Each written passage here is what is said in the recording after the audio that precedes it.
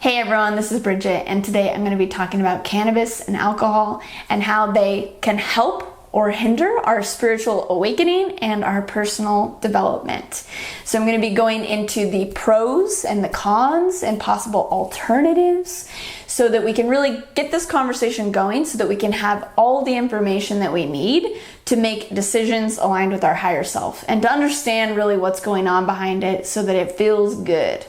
And I've had a little bit of a challenge with the idea of making this video for years because it is controversial. This whole thing is like really touchy because these things can be like precious, you know, to people. And I want to make sure that everyone feels really loved and supported in whatever area of their journey they're in. But a lot of you guys have been asking me to do this video and talking about it, so I feel like it's time and we're just gonna go on this journey together. So let's start with cannabis. What an incredible plant. I mean, really, it does so many things and we're just scratching the surface. And with a lot of the legalization going on in America, it's like, wow, we can bring back all the things we used to use it for, such as paper and building and circuit boards, which is, we have that technology now, all these different things. So it's incredible. So in smoking or ingesting it, it obviously opens to higher dimensions. It allows you to access the template reality. It creates relaxation. It creates inspiration, depending on what kind and such. So there's a lot of benefits and a lot of reasons why people do it, especially in the spiritual community, is to access these things. Now, we need to remember with all of this stuff that they're tools. They're doorways to begin to open yourself to see what is possible that your consciousness can get to on its own. So it can be like a crutch, but it's also like this beautiful doorway so that you can realize that you can get there on your own. So in this, then like maybe the drawbacks of it are that the idea that you can't get there on your own, when we realize that we can, it just might take some more personal work, some letting go and things like that. On the con side, it does open the astral realm. So it opens portals that sometimes you don't want access to. And depending on what situation you're doing it in, it allows openings and portals to those movies or those TV shows or those people or those places that you're around. And in my case, like, I'm pretty sensitive, so I don't necessarily want to open a bunch of portals. And so it has that quality. And then also on the con side too, is that in most cases of people that I've heard, it creates forgetfulness of dream recall. Now, this one is so significant because dream recall is one of the keys to awakening, because so much contact, so many keys, so many realizations, so much unconscious stuff we can see and perceive is coming to us through dreams. So if we can't remember our dreams, we're missing a critical piece of awakening. So how do we use this? Well, it's all in moderation, and you've probably heard that a million times, but it's really true. And I like to think about all these things in ceremonial use. So it's like really being caring about like the plant and the connection to it and the setting and who you're with and what it's for, and being very intentional around it so that you can gain that access, use it as a tool, and then have a really integrative practice afterwards, because it takes time to integrate these experiences and really get to the depth of them before entering into another one. So moderation is always key. If you're wanting to step away from this a bit, a great alternative is CBD, because the thing is the THC in smoking ganja or ingesting it actually throws off the body in many ways and does all these different astral things. And so, but there are incredible benefits, of course, again, to the plant itself. And that could be one of the reasons why there's this draw to it. And so if we take, for instance, CBD that doesn't have the THC, can balance the endocannabinoid system, which creates balance and homeostasis within the body and assists in balancing all the body systems, and has different phytonutrients and all of the things that you need. And all of this has been artificially extracted from our food system. This was like a critical nutrient piece to humanity, and it was extracted about like 100 years ago. And so there's something in it that we need, which is, I think, why we have the attractant to it. But the THC can throw us off, can throw our bodies off in these high doses. And so it's important to balance that. And the CBD has incredible, crazy health benefits. The CBD that I really like, that I'll have in the description and the comments below, is the best CBD on the market. It's 10 times stronger than any of the others, and because it's water soluble, it's much more absorbable, and it has all of the like quality controls of so that there's no like crazy heavy metals or the weird stuff in there. So I really like and prefer this one, and it's quite strong, so you don't need very much. And because it's so bioavailable, it's in the system within like 30 seconds to a minute, and so you can properly dose yourselves, whereas other CBDs take up to 30 minutes to be able to feel the reaction. It can give you the body sensation of relaxation. It can give you all of the health benefits. It can give you the mind change and the de-stressing after the day. So the CBD is a great alternative to the THC cannabis intake and is a great way to transition. So go check that out in the links below. At the end of this video, I'm going to tell you a little bit about my experience with cannabis and with alcohol, but I kind of want to give you all this other information first and then tell you about my experiences with this stuff. So the second thing we're going to be talking about is alcohol. Okay, alcohol. Well, one, and immediately, like I talk about it, and it's like my inhibitions are gone. So it's incredible for social lubricant, and also to relax at the end of the day, and many different reasons why people enjoy it and like it. Now, the other benefit that alcohol gives is the ability to numb and cope with certain aspects of life. And you might be thinking, well, is that a benefit?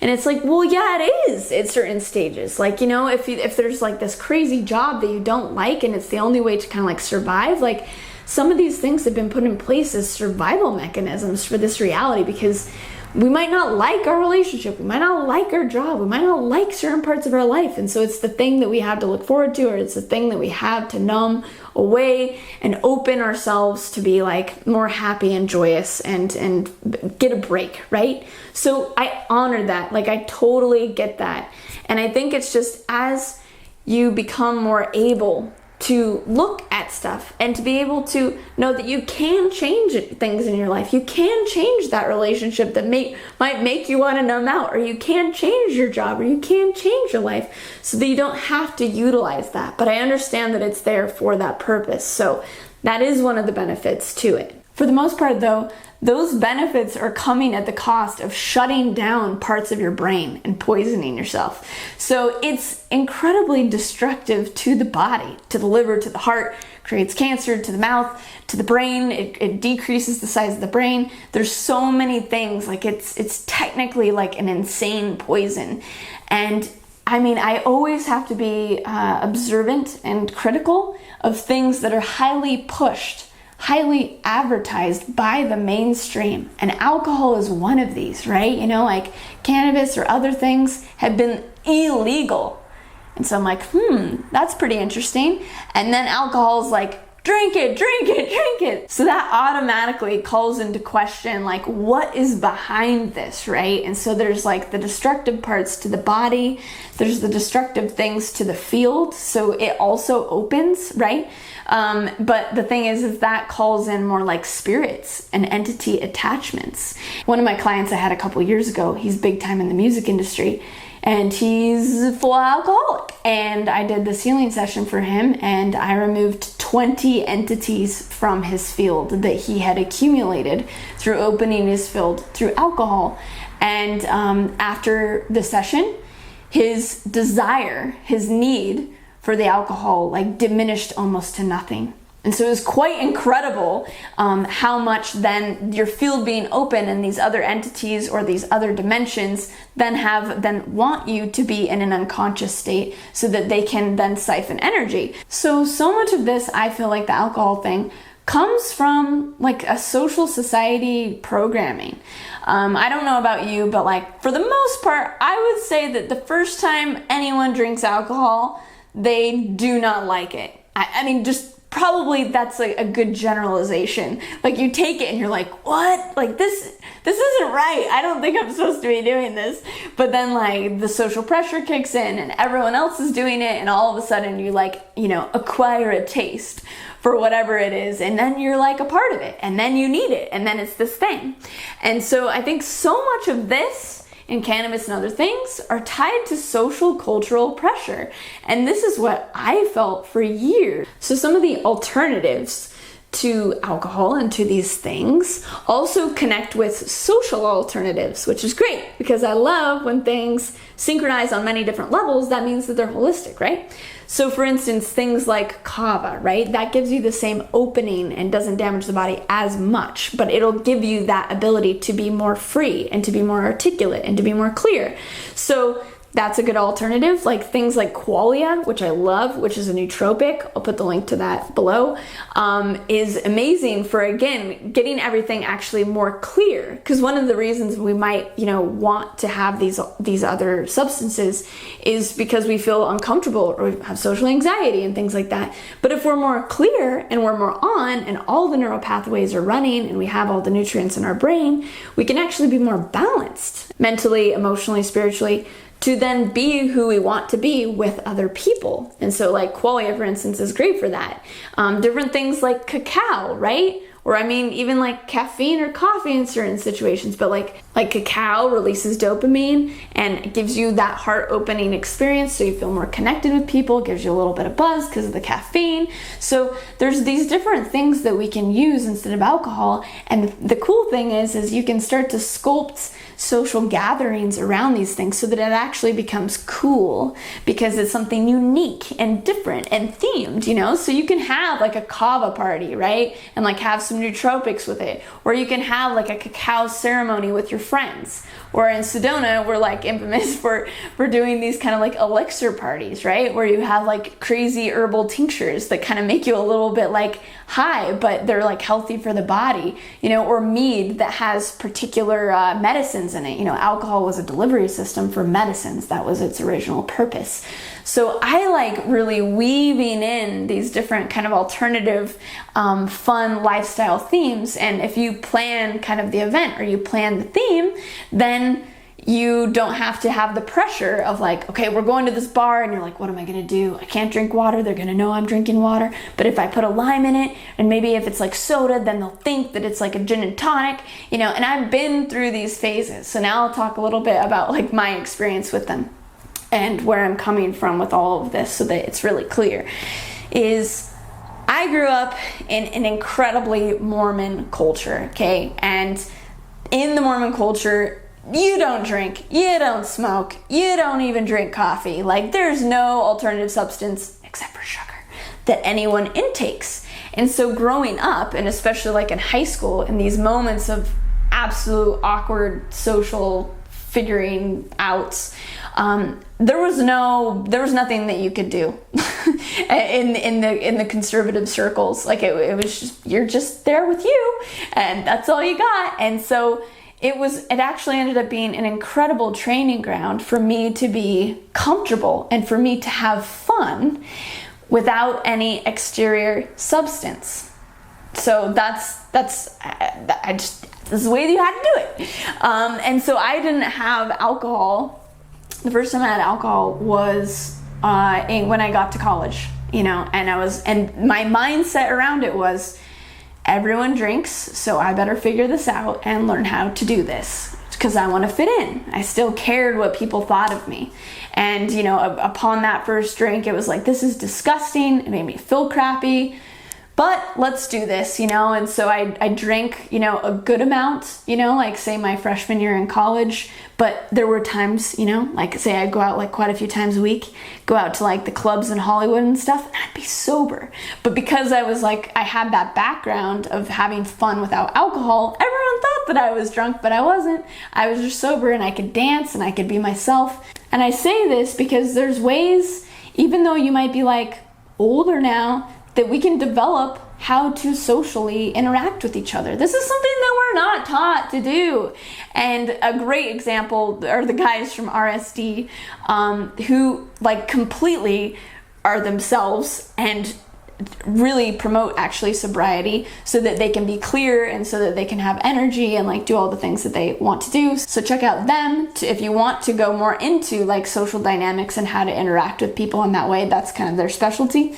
And I think that's where a lot of these substances come from, is the peer pressure and then the awkward social thing. And so it's like, oh, perfect, these things go together. But if we're really good at socializing and we're okay with being ourselves and expressing ourselves, the social thing's covered.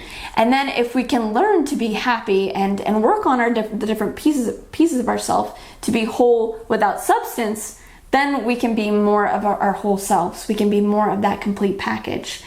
So I guess going back to my story, let's see, I drank, a little bit sophomore year in Europe, a little bit junior year, and then by junior year I was like, I'm done with this. This has nothing to do with me. And I felt like crap, and I had gained weight, and it just didn't feel good. So I went back to like my, vegetarian alkaline diet, and I just was like, you know what? At bars and stuff, I'm still gonna be as fun as anyone, but then this is where it was like, well, what do I do? Like, how do I engage, at the bar with the fake drink and stuff? And at a certain point, I just stopped. I was just like, well, I'm gonna go find friends that aren't doing that, or come up with a solution of something else that we can do that's fun. There's so many freaking fun things to do. Like, there's escape rooms, or there's gymnastics places, or there's going on hikes. I mean, in Sedona here, socially, we do, potlucks, or you go out on hikes and go to the river, or there's all kinds of really fun things to do. So it's being more creative and creating the situations that you want to be put in.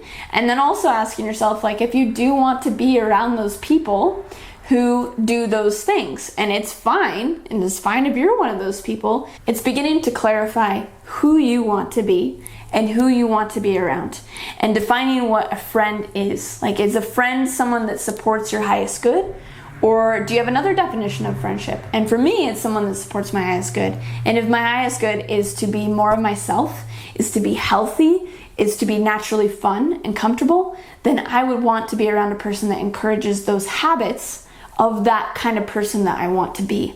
And the thing is people can change. And so you can say hey, this is what I'm going for now. Do you want to do this with me? Because ultimately what we all want is connection. So it's hey, do you want to do this thing and connect with me in this way? And maybe they'll be like, yeah, I've been wanting to do that too. Maybe all of us have been wanting to do this. We just didn't know. We've just been being programmed to do something else.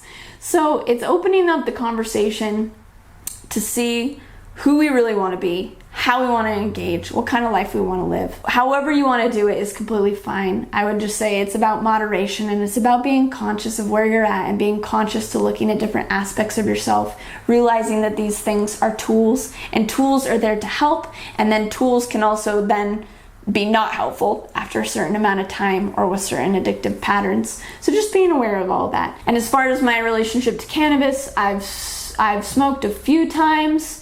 But the thing is it always felt like it put a little bit of a ceiling on my energy. Again, because I had already developed this openness and developed a lot of these pathways, so it actually felt like it held me down a little bit more than it let me express. And I also have noticed a tendency of brilliance coming out around people that are doing this, but the action isn't there. It takes away that motivation and drive to complete and physicalization, and that's a really important part to me. So I always want to engage with myself in that way that brings things fully to fruition. You might be wondering why I'm not talking about psychedelics. Because I don't want my YouTube channel taken down. I know that a lot of other spiritual people were talking about it and they got theirs taken down, so I'm not going to. But you can probably guess telepathically what I think about it, maybe. And as far as for me, I haven't drank alcohol in 8 years. It's not something that's works for me at all. I will have kombucha or John or something like that, and that is a great alternative if you're going somewhere and you need something to drink, but you don't want to be drinking alcohol, so there's a good solution right there. And for me, haven't smoked cannabis in a really, really long time. I wouldn't be opposed to it, in a ceremonial use for a specific intention, but again, it doesn't do much for me. But the CBD, I think is really helpful. But the CBD is quite helpful, and other experimental things that shall not be named are definitely helpful, again, for ceremonial tools to get your consciousness to certain openings, to have certain realizations if you feel kind of blocked, but then realizing that you can get to all of these places and you can get to all the states you wish, just from simple frickin' due diligence and discipline of doing your spiritual work and doing your personal development work, which also totally leads to the access of all of these different pathways and openings and dimensions. So I hope that this has been helpful for you. I hope that you've enjoyed it. I hope you've gotten some insights, and comment below to let me know what you think about all of these subjects. I know it can be kind of touchy. If you like videos like this, please subscribe and click the bell button so you get notifications every time new videos come up. And check me out on Instagram and Facebook for more daily updates. Thanks again so much for watching and for all of your support, for everything you're doing in your life. It's amazing. And I'll see you next Sunday with another video.